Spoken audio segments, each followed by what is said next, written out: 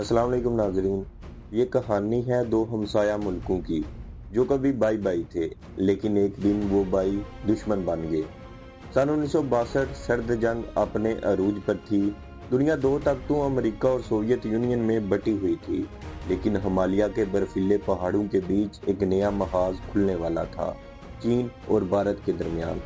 हिंदी चीनी by by के नारे फजा में गूंजते थे, मगर ये नारा ज्यादा दिन जिंदा न रहा। भारत के वजीर आजम जवाहरलाल नेहरू खुद को अमन पसंद लीडर कहते थे, मगर उनके अफसरान खामोशी से एक ऐसी गलती कर बैठे जिसने भारत की तारीख हमेशा के लिए बदल दी। अक्साई चीन एक वीरान चीन का हिस्सा, लेकिन भारत ने उसे अपने नक्शे में शामिल कर लिया। चीन ने एहतजाज किया, मगर भारत पीछे ना हटा। और फिर अक्टूबर 1962, वो महीना जब बर्फ ने जमीन को ढांपा हुआ था और चीन ने अचानक हमला कर दिया। बर्फ के तूफानों में गोलियों की गर्ज सुनाई दी और भारतीय फौज के कदम डगमगा गए। चीनी फौज मुनज़्ज़म, तरबियत याफ्ता और जदीद हथियारों से लैस थी।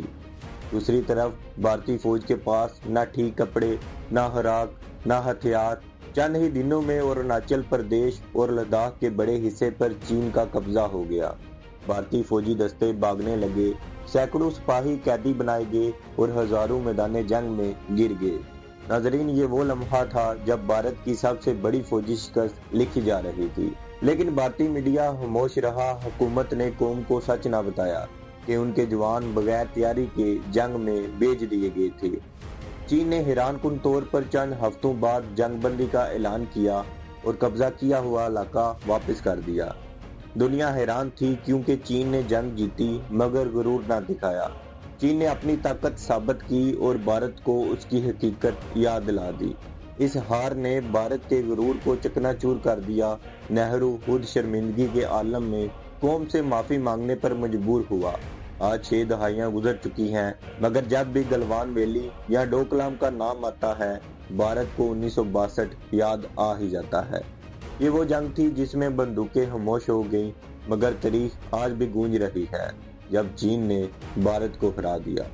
अगर वीडियो अच्छी लगी तो लाइक करें, शेयर करें और चैनल को सब्सक्राइब जरूर करें। अपना बहुत सारा ख्याल रखिएगा। अल्लाह हाफिज।